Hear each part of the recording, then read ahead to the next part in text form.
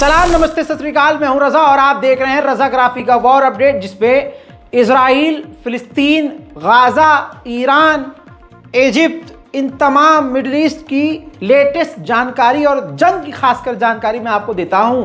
Hezbollah के साथ अचानक से पता नहीं क्या हुआ, लेकिन बहुत अच्छा हुआ, अरब लीग खड़ा हुआ नजर आ रहा है।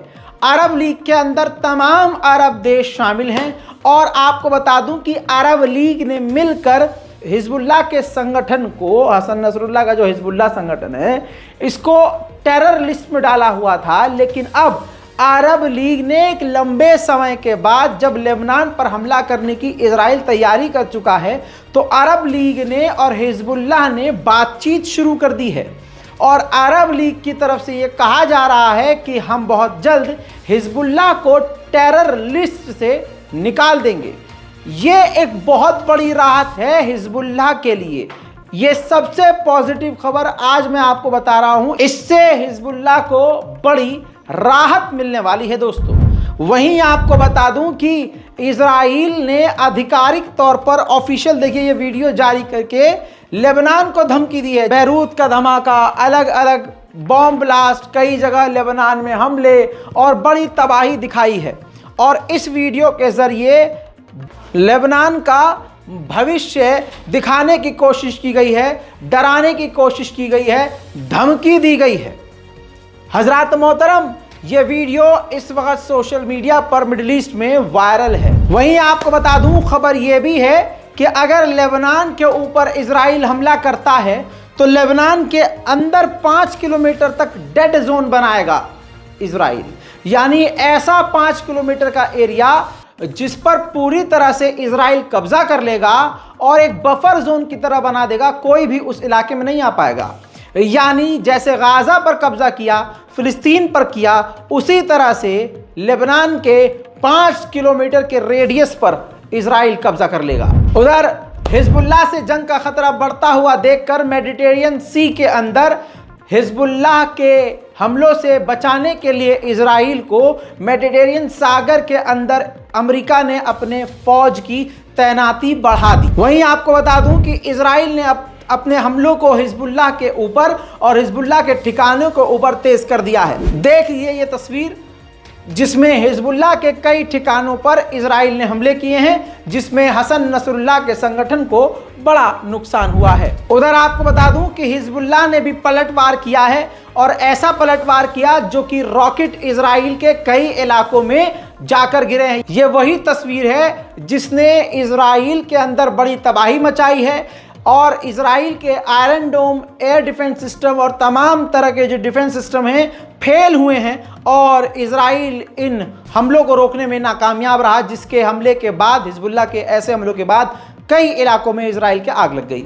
उधर आपको बता दूं कि इसी हफ्ते इजराइल ने ऑफिशियली, इजराइल की एक महिला स्पोक पर्सन ने आधिकारिक तौर पर इस बात को एक्सेप्ट किया कि पिछले जब से जंग चल रही है तब से लेकर अब तक नॉर्थर्न गाजा में हिजबुल्लाह के हमले से 150 इजरायलियों की मौत हुई है। सुन लीजिए, अपनी आंखों से ये सबूत है। بسبب هجمات حزب الله إجلاء مئات الآلاف الإسرائيليين من منازلهم في الشمال، وقتل 150 مواطنا إسرائيليا وأكثر من 15,000 جريحا نتيجة لهجمات حزب الله. أما إسرائيل فترد باستهداف الإرهابيين الذين يطلقون الصواريخ على مواطنيها ولا تهاجم أو تستهدف। उधर आखिरकार फाइनल फैसला अमेरिका ने सुना दिया है। जो तैरता हुआ गाजा के पासपोर्ट इजराइल ने और अमेरिका ने मिलकर बनाया था, अमेरिका उस पोर्ट को पूरी तरह से डिसमेंटल कर देगा, हटा देगा और वही रास्ता, ज़मीनी रास्ता इस्तेमाल करेगा गाजा के अंदर मदद भेजने के लिए। हालांकि गाजा के अंदर इस तरह से मदद नहीं भेजी जा रही है जिस तरह से उसे ज़रूरत है। अमेरिका ने इजराइल के बचाव में कहा है कि यूएन की जो चिंता थी उस पर अमल करते हुए गाजा के अंदर यूएन के द्वारा जो मदद जाती है उसको भेजने के लिए थोड़ा सतर्क हुआ है और इजराइल थोड़ा सा नरम पड़ा है ताकि मदद भेजी जा सके।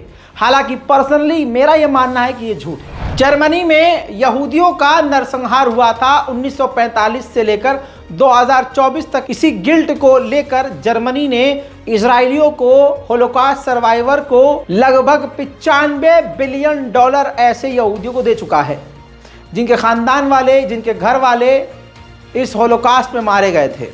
और अब एक बार फिर से इजरायलियों और यहूदियों की मदद के लिए जर्मनी ने $27 मिलियन अप्रूव कर दिया है। जर्मनी इजराइल के बचाव के लिए, यहूदियों के बचाव के लिए लगातार कानून भी बना रहा है और कानून में बदलाव भी ला रहा है। उधर बाइडेन और डोनाल्ड ट्रंप के बीच फेस टू फेस बहस हुई, डिबेट हुई, जिसमें बाइडेन ने साफ तौर से कहा कि पूरी दुनिया में सबसे ज़्यादा मदद इजराइल की हम कर रहे हैं, उसे जिस हथियार की ज़रूरत है हम वो हथियार दे रहे हैं, फंड दे रहे हैं, जो वो मांग रहा है हम सब दे रहे हैं और इजराइल के साथ खड़े हैं। सुनिए। We're providing Israel with all the weapons they need and when they need them.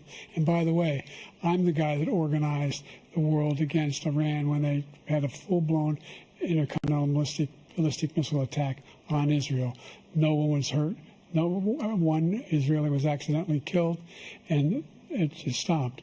We saved Israel. We are the biggest producer of support for Israel of anyone in the world. And so there are two different things. Hamas cannot be allowed to be continued. We continue to send our experts and our intelligence people as to how they can get Hamas like we did bin Laden. उधर मेरे दोस्तों, सूखा नशा करा हुआ Donald Trump अलग ही नशे में है।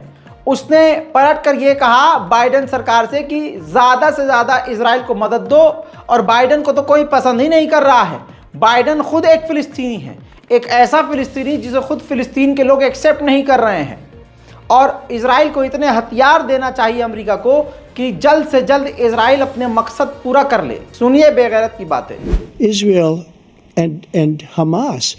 Israel's the one that wants to go. He said the only one who wants to keep going is Hamas. Actually, Israel is the one, and you should let him go and let him finish the job. He doesn't want to do it. He's become like a Palestinian, but they don't like him because he's a very bad Palestinian. He's a weak one. हजरत मोहतरम, जैसे भारत के इलाकों में बहुसंख्यक समाज rally निकाल के बहानों से मसाजिदों के सामने जाकर नाचते हैं, मस्जिद के आगे जाकर तांडव करते हैं, ठीक उसी प्रथा को यहूदी भी फॉलो कर रहे हैं। यहूदी फ़िलिस्तीन के इलाकों में जाकर ज़बरदस्ती मुसलमानों और फ़िलिस्तीनियों के घरों के आगे नाच रहे हैं, कूद रहे हैं और भड़काऊ नारेबाजी कर रहे हैं। देख लीजिए।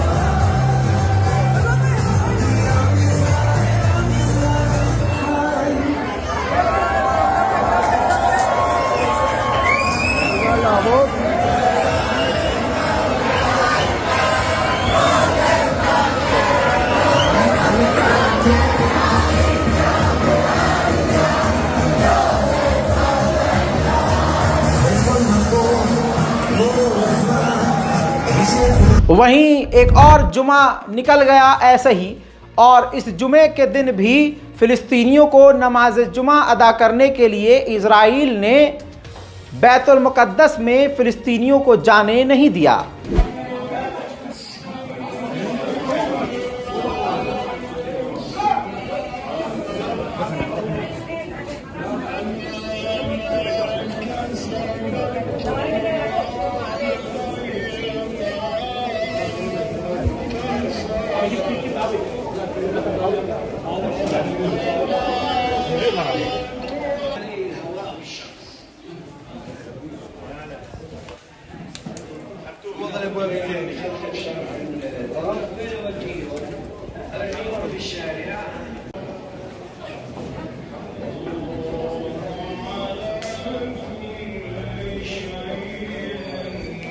नेदरलैंड के अंदर ही एनजीओ और दूसरे संगठनों ने मिलकर नेदरलैंड में ही नेदरलैंड की गवर्नमेंट के खिलाफ केस दर्ज किया है कि जो F-35 के पार्ट्स हम और हमारा देश इजराइल को दे रहा है हम ना दें, क्योंकि इन तमाम हथियारों और फाइटर जेट का इस्तेमाल नरसंहार करने के लिए किया जा रहा है।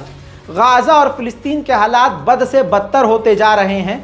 गाजा और फिलिस्तीन के हालात ऐसे हैं कि सालों साल लग जाएंगे दोबारा से गाजा और फिलिस्तीन को खड़ा होने के लिए।